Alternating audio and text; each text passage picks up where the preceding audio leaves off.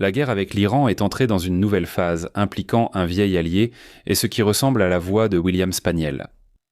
Ce week-end, l'Iran a lancé 2 missiles balistiques de portée intermédiaire visant Diego Garcia. Que l'Iran frappe une base en pleine guerre n'a rien de surprenant.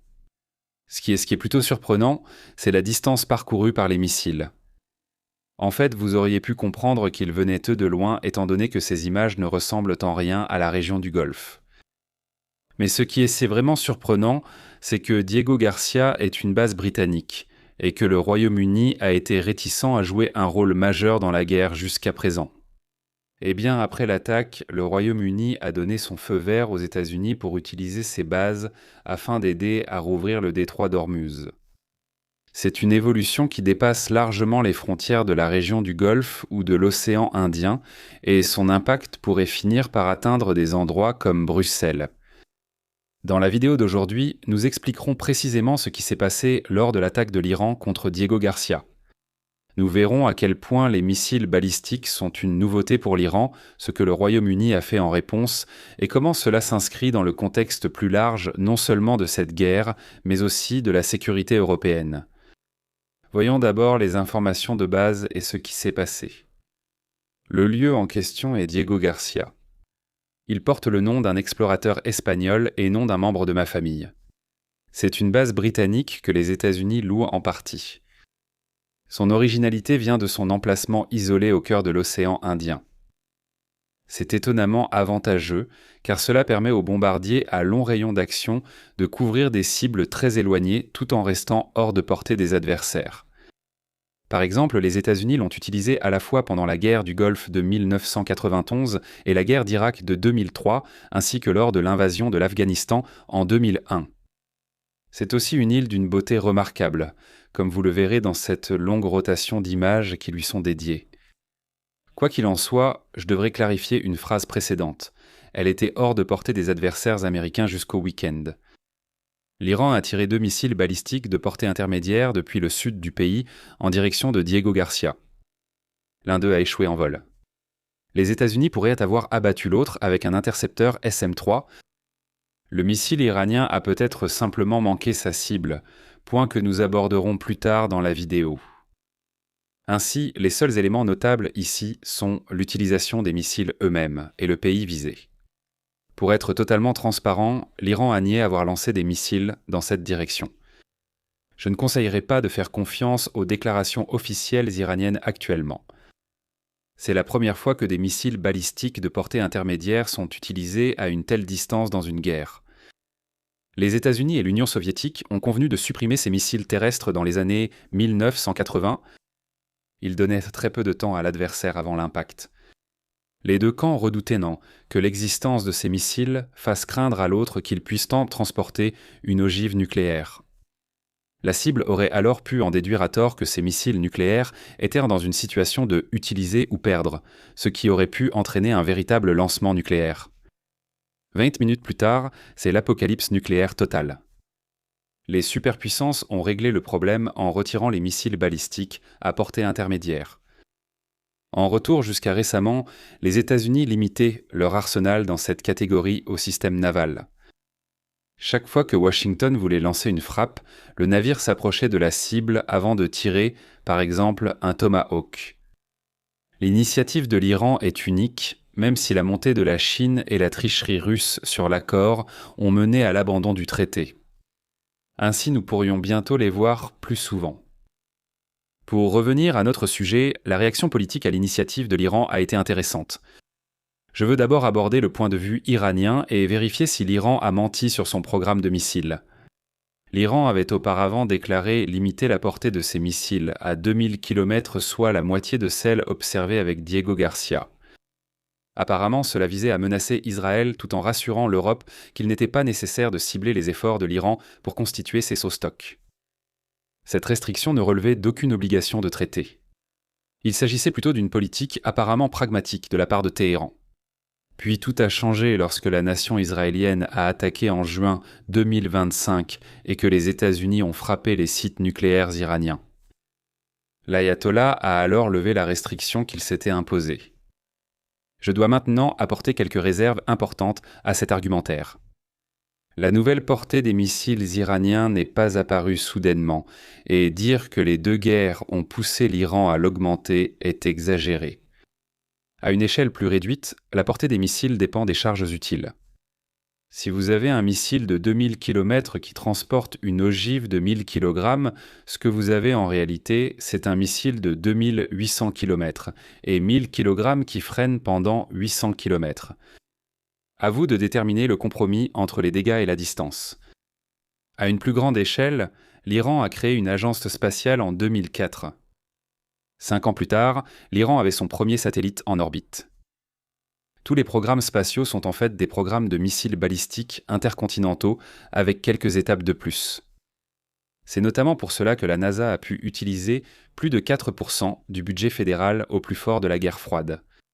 Oui, j'aime aussi la science. J'ai hâte que les humains retournent sur la Lune, et j'aimerais vivre assez longtemps pour voir des humains poser le pied sur Mars. Mais le budget colossal de la NASA était une externalité positive de la compétition militaire. Si vous remplacez la charge utile d'une fusée spatiale par une ogive résistante à la rentrée atmosphérique, félicitations. Vous avez une arme à très longue portée. Je ne veux pas suggérer que l'Iran était littéralement à quelques tours de vis près de disposer d'une bombe capable de parcourir 4000 km. Mais l'idée que les limitations politiques de l'Iran aient réellement limité ses capacités en temps de guerre est fantaisiste. L'Iran n'a toujours pu mener une attaque à cette distance s'il le souhaitait. Cela aurait simplement pu nécessiter quelques appels téléphoniques aux ingénieurs au préalable.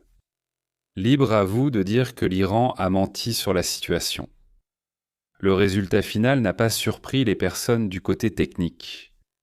Et d'un point de vue politique plus large, il n'est généralement pas judicieux de fonder des décisions politiques importantes sur le fait que quelqu'un soit franc dans une situation où la structure des incitations récompense les dissimulations.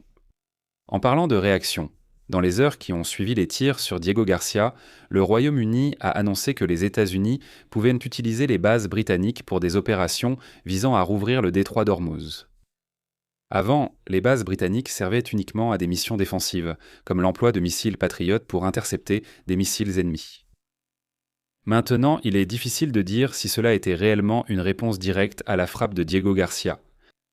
Downing Street débattait déjà de ce point depuis un moment. Le plan de l'Iran ici aurait pu être de tirer quelques coups de semonce pour dissuader Starmer de changer de position. Il l'a fait, et nous en sommes là. Ou peut-être que l'Iran visait spécifiquement des actifs américains sur la base, ce qui paraît peu probable vu l'imprécision des missiles. Je doute que Westminster aurait apprécié la distinction de toute façon. Ce n'est pas pour dire que le Royaume-Uni se réjouit de tout cela.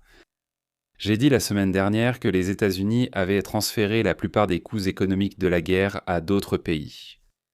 Oui, les prix de l'essence ont augmenté aux États-Unis, mais les États-Unis ne consomment qu'environ 19% du pétrole mondial, laissant le reste du monde assumer les 81% restants. J'ai aussi dit que cela finirait par piéger les alliés des États-Unis et d'autres partenaires, les forçant à participer au conflit. Comme prévu, beaucoup ont dit que l'Europe n'agirait pas ainsi, estimant que les États-Unis, responsables du chaos, devaient le résoudre eux-mêmes. Mais le monde ne fonctionne pas comme ça. On ne peut pas remettre le génie en bouteille. La hausse des prix de l'essence perturbe tous, mais la vraie question stratégique n'est pas de savoir si un pays aurait préféré que les États-Unis laissent l'Iran tranquille il y a un mois. En réalité, la véritable question stratégique est de savoir si un pays a intérêt à essayer d'aider à rouvrir le détroit ou à le laisser fermer indéfiniment. C'est ainsi que l'on se retrouve avec une déclaration du 19 mars d'un grand groupe de pays d'Europe, et d'ailleurs exprimant leur volonté vague de contribuer aux efforts appropriés pour garantir la sécurité du passage par le détroit. Il existe ici des complications. Les complications sont les suivantes. Les nouvelles aventures dans lesquelles Trump pourrait entraîner d'autres acteurs, la possibilité que la réouverture du détroit l'encourage à prolonger le conflit et le risque de pertes humaines. Cependant, étant donné le niveau des prix de l'énergie, il est inévitable que quelqu'un finisse par agir. Le Royaume-Uni a été le premier, et il ne serait pas surprenant qu'il y en ait d'autres, même s'ils prennent soin d'éviter toute action qui mettrait directement des soldats en danger. Je souhaite conclure en élargissant la perspective au contexte européen. Une interprétation courante des événements est que l'Iran utilisait Diego Garcia comme substitut du continent européen. À 4000 km de l'Iran, vous passez par des endroits comme Bruxelles et Paris. En tirant depuis la bonne zone d'Iran, vous pourriez atteindre Londres. En comparaison, 2000 km vous amènent seulement jusqu'au point triple de la Roumanie, de la Hongrie et de l'Ukraine. En d'autres termes, la limite de l'Iran n'est plus la périphérie de la moitié orientale de l'OTAN. Elle couvre plusieurs de ses plus grandes villes et pôles économiques. Pour l'instant, je ne peux pas donner de détails précis sur la nature du danger, car les experts en armement essaient encore de déterminer exactement ce que l'Iran a tiré. Ce qui semble être le cas pour l'instant, c'est que c'était imprécis et que cela ne possédait pas une grosse ogive. Pour conclure sur ce point récurrent de précision, atteindre des cibles précises à une telle distance est difficile. On peut comprendre pourquoi il est tentant d'y placer une arme nucléaire. La précision n'est pas une priorité pour une explosion de l'ordre de la mégatonne. Ainsi, je doute que le tir visant Diego Garcia inquiète réellement les capitales européennes comme Téhéran l'espérait. Il est probable que si l'Iran tentait d'attaquer l'Europe, son missile finirait simplement dans un champ. Néanmoins, le fiasco de Diego Garcia ajoute une nouvelle complication à toute discussion concernant la participation de l'Europe à un plan limité de protection du détroit. Je constate encore des incompréhensions sur le rôle de l'OTAN dans cette affaire, probablement dû à la façon dont Trump en parle. En principe, la réponse est qu'il n'y en a aucun. C'est l'OTAN, pas le MENO. Et il y a beaucoup de pays de l'Atlantique Nord qui disent que le MENO veut aller au Moyen-Orient en ce moment, et c'est entièrement leur prérogative. Mais chaque membre de l'OTAN a sa propre liberté de contribuer ou non, selon ce qu'il juge approprié.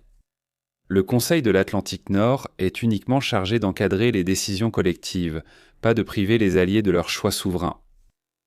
Pour répéter, il est difficile d'imaginer qu'un de ces pays ouvre le feu pour l'instant. Escorte, avec une démonstration de force? Peut-être. La situation pourrait dégénérer si l'Iran décidait de lancer des missiles vers l'Atlantique Nord. C'est parce qu'un tel incident constituerait une attaque contre une nation alliée, ce qui pourrait déclencher l'article 5. Cependant, pour rappel, même cela ne garantit pas que 31 autres pays se tourneront bientôt vers le Golfe. Rappelez-vous, le texte du traité demande seulement à chaque allié d'aider le pays attaqué par les actions qu'il juge nécessaires pour rétablir la sécurité dans la zone de l'Atlantique Nord. Cela pourrait, par exemple, être une frappe limitée visant à toucher le site de lancement des missiles incriminés. On frappe vite, on se retire vite. Cela répond à l'attente réciproque d'assistance sur laquelle l'OTAN est fondée, tout en essayant de limiter l'effet d'engrenage. Bien sûr, l'objectif de l'article 5 est avant tout de dissuader ce type d'attaque, ce qui offre indirectement aux alliés une plus grande latitude pour mener des opérations coercitives hors du cadre de l'OTAN. Mais rien ne garantit que l'Iran laissera passer cette opportunité. L'Iran a déjà franchi une ligne dangereuse en tirant des missiles sur la Turquie, sans même parler de l'affaire des drones à Chypre. En fin de compte, Diego Garcia essaie le dernier rebondissement dans une guerre déjà turbulente, avec la possibilité de bouleversements bien plus importants à venir. Pour en savoir plus sur le Moyen-Orient, consultez ma playlist dédiée. Elle regorge d'infos amusantes, enfin pas vraiment amusantes, plutôt d'infos pas très amusantes, mais inutiles, non, essentielles. Et soyez indulgents avec moi, c'est le 24e jour consécutif de vidéo. Et sur ce, si vous avez apprécié la vidéo d'aujourd'hui, alors merci de liker, partager et vous abonner, et je vous dis à la prochaine. Prenez soin de vous.